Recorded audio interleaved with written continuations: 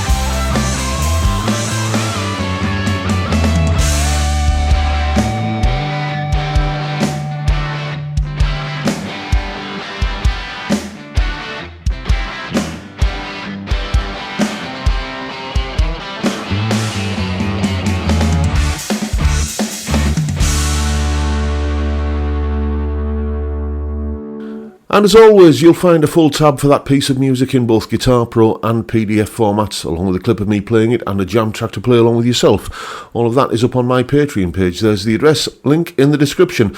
It's $3 a month, and I think it's currently £3 a month as well. And you get access to all of these additional goodies, tabs, jam tracks, etc. All kind of, exclusive Patreon content that go along with these videos. And, it's all there on Patreon. So, link in the description. A massive, massive thank you to everybody who supports me in that, or any of the other ways, all of which are also down in the description. Anyway, let's, bit more housekeeping. The guitar tones I was getting there were all courtesy of the Blue Guitar Amp 1 Mercury Edition. All the crunchy power chord stuff was on the Vintage channel. The sort of shoutier lead stuff, same settings but with the new X-Horseman pedal into the front end of it. Then the clean strummy stuff was the clean channel on that amplifier, and I think I was using the the boosted version of the clean channel as well for the kind of cleaner lead guitar parts in what I think of as the verse sections of those kind of demo tunes that I do. Anyway, those were the settings. Let's take a look at one or two of the things that's going on with this guitar. I've got all usual weights and measures in a moment, but the main thing that makes this guitar unlike any other are the pickups. As I said on Thursday, they look a lot like P90s, but they are indeed humbuckers. They're not stacked P90s, humbuckers in that sort of sense. P100s, I think they call them, don't they? They're not those. These are coaxial humbuckers, where you have two coils wound concentrically, so you've got an inner and an outer coil. And this little switch here does all kinds of wonderful stuff in terms of when it's in the up position, like that.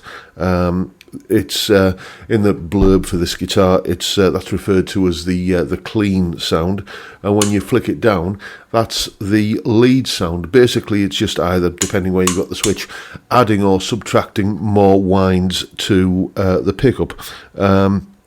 I think it's either kind of adding in a section or taking away a section of the outer of the two coils. I may be wrong on that. Correct me in the comments if I've got that wrong in any way, but that's my understanding of it. So, you'd be forgiven for looking at this guitar and thinking, okay, set neck, lovely kind of sculpted heel joint there, by the way, set neck, humbuckers, kind of. It leads you down a certain path for expectations of the tones that you're going to get. But as you heard in that demo there, this doesn't kind of have much of a Les Paul humbuckery kind of vibe going on. It's much more open and airy than that. We'll talk about that more in a moment, but let's have a look at some statistics for this guitar, some weights and measures. You can see a weight of 3.12 kilos, so a nice lightweight guitar. Not super light, but, not by no means a heavy guitar. Nut width of 43 millimeters, 1st and 12th fret neck profiles. If you can see that little action ruler picture in the corner there, I measured the action at the 12th fret on the bass string at pretty much bang on 1 millimeter. And there you can see the DC pickup readings. The ones in white are the readings with that little kind of clean lead switch down, so that's adding the extra winds into the pickup. But it's a very vintage kind of old school bottom end of the PAF range of expectations, I would say, for the kind of the higher readings, and a typical sort of single coil set of readings for the switch up position. Because this is unfortunately a discontinued guitar, there's not a lot of information in terms of construction and everything. We can see it is a set neck. I have got, and I showed this on Thursday, some information here. This is just a little bit of a screen grab from an archived guitar amp keyboard webpage when they used to sell these. So it's got a solid ash body with a rosewood fingerboard. No indication there of what the neck is made out of. If I was to hazard a guess, I would say maple, because when in doubt, it usually is.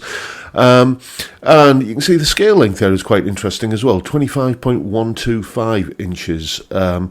Not a scale length I've ever come across before, it has to be said. And then again, it goes down there and it shows you the coax nature of the pickups. I was going to say Yamaha, then Vox's own proprietary kind of pickups. I think the reason why I said Yamaha is because this guitar does sort of remind me of the Revstar guitars a little bit. The other thing that's worth noting is that that's not the camera distorting the kind of shape of the body. There is kind of a gentle curve in it, in that plane there, which makes it very, very comfortable to play, and as you can see, incredibly well balanced. It's a really nice playing guitar, this, that does some, maybe not the tones you expect when you're thinking set neck and kind of humbuckers, but it does do some rather nice sounds. For me, it's it's a guitar that sounds somewhere between a Telecaster and a Les Paul Special. And let's not forget, these are humbuckers, so all of the positions on all the combinations that you can get on the pickup selector and the up-down switch for switching the nature of the pickups, everything is hum cancelling. So a guitar that, it's an attractive looking guitar, I think. It manages to pull off something which is quite difficult to do. It manages to look different but yet somehow familiar. Another guitar that this sort of reminds me of is that Fender Robin Ford thing. Was it the Esprit, I think it was called? It's got a unique vibe all of its own. It's not derivative of anything else, and too many guitars that sort of go down that route end up looking uglier than a bulldog chewing a wasp, but this one just doesn't. It's an attractive looking guitar that has, as I said, Les Paul special kind of / Telecaster kind of sounds. It's very comfortable to play as well, so I can imagine this being, for a lot of people, a perfect description of an ideal guitar. It's not far off my perfect description of an ideal guitar, to be honest with you. So it's a little bit puzzling to me as why this guitar didn't take off and become a huge success, why it ended up being discontinued. I had a bit of a dig around on Music Radar and found their review of this guitar from 2010, and it was an absolutely glowing review, and there's plenty of others like that out there. So it's a great guitar, it got great reviews. You've heard what it sounds like, you've heard my kind of thoughts on it. It's a fantastic guitar, and there's plenty of them around on the used market. There's one up on eBay now for about 300 quid. That's got to be a massive bargain, hasn't it? I am tempted myself, actually. Sadly, this one has to go back to David, the chap who loaned it to me, but I will be sorry to see it go. And there you go, folks. That is my little demonstration and review of the Vox Virage SDC33. Make of it what you will. And that's pretty much the video for today, folks. Hope you've enjoyed it and found it entertaining, useful and informative in some small way. And if that's the case, please hit the subscribe button and the notification bell if you haven't already done so. And why not drop me a like as well while you're at it. Don't forget the live stream every Friday, 5 p.m. UK time. We drink beer and talk about music and guitars and whatever else crops up. Great way to kick off the weekend, and I'd love to see you there if you can make it. But for now, I'll bid you all a good day and say thank you so much for watching. Thank you for your time. Look after yourselves, folks. Stay well, stay safe, and above all, stay sane. Bye for now.